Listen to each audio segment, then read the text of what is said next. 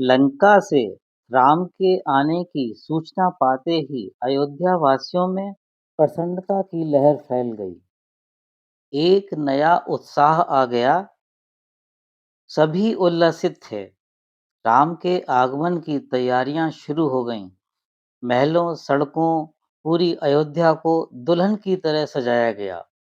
राम, सीता, लक्ष्मण, हनुमान, सुग्रीव तथा वानरों के साथ अयोध्या पहुंचे। राम का राज्याभिषेक हुआ। राम ने सभी को उपहार स्वरूप कुछ न कुछ अवश्य दिया, पर हनुमान को कुछ भी नहीं दिया। सभी के मन में हैरानी थी कि हनुमान को प्रभु ने क्यों भुला दिया। राम ने हनुमान से कहा, हनुमान, मैं उपहार स्वरूप तुम्हें क्या दूं? मैं किसी उपहार से तुम्हारा प्रतिदान दे सकता हूं क्या? हनुमान ने नम्रतापूर्वक कहा, प्रभु, मैं आपके अतिरिक्त आपसे और क्या मांग सकता हूं? मुझे कुछ नहीं चाहिए।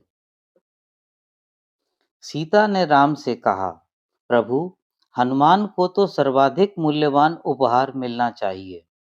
सीता माता ने तभी अपने गले से बहुमूल्य मोतियों का हार निकालकर हनुमान को पहना दिया। सभी हर्षित हुए। हनुमान ने बड़े प्रेम से उसे स्वीकार किया। फिर वह उन मोतियों से खेलने लगे।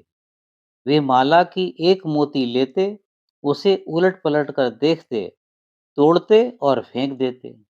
यही क्रम चलता रहा। श्री राम मुस्कुराते रहे और सीता विस्मित होती रहीं।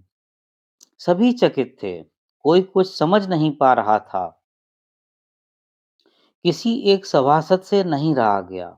उसने कहा, हनुमान, तुम यह क्या कर रहे हो? इतने बहुमूल्य मोतियों को तोड़कर क्यों बर्बाद कर रहे हो?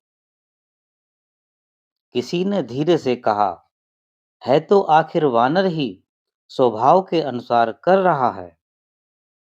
सीता ने भी हैरान पूर्वक कहा, हनुमान, क्या हो गया है तुमको? इस हार को क्यों तोड़ा? हनुमान जी ने कहा, क्षमा करें माते, आपका निरादर नहीं करना चाहता, पर प्रभु नहीं दिख रहे। हनुमान ने परेशान होते हुए कहा। कुछ न समझते हुए सीता ने कहा, हनुमान, तुम्हारे प्रभु तो यहाँ तुम्हारे समक्ष खड़े हैं, फिर तुम उधर क्यों ढूंढ रहे हो? दरबार के लोग भी हनुमान की धृष्टता पर रुष्ट हो रहे थे।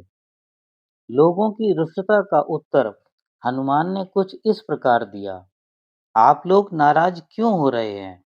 मैं तो इन मोतियों को बस परख रहा हूँ। ये अत्यंत बहुमूल्य हैं, सौंदर्य में वृद्धि करते हैं, पर ये मेरे किस काम के हैं? मैं तो इनमें अपने प्रभु को ढूंढ रहा हूँ, पर वे मुझे कहीं दिखाई नहीं दे रहे हैं। इनकी चमक दमक मेरे किस काम की? कभी न कभी तो ये टूट ही जाएंगे। इसीलिए मैंने इनको अभी ही तोड़ दिया। हनुमान की यह रहस्य भरी बात किसी के समझ में आई तो किसी के नहीं। किसी ने कहा, क्या हर जगह हर वस्तु में राम रहते हैं? क्या तुम्हारे हृदय में भी राम हैं? यदि हैं तो हमें भी दिखाओ। हनुमान ने उत्तर दिया, निश्चय ही मेरे हृदय में भगवान है, इसमें शंका की तो कोई बात ही नहीं है। यह कहकर उन्होंने अपने दोनों हाथों से अपना सीना चीर कर दिखलाया। लोगों को वहां साक्षात भगवान राम और माता सीता सिंहासन पर बैठे हुए दिखलाई दिए। सभी हनुमान की महिमा का गान करने लगे। श्री राम ने राज सिंहासन से उठकर हनुमान का आलिंगन किया और उनका वक्ष पुनः पहले जैसा हो गया। हनुमान को उपहार न देने का रहस्य अब सभी की समझ में आ गया था।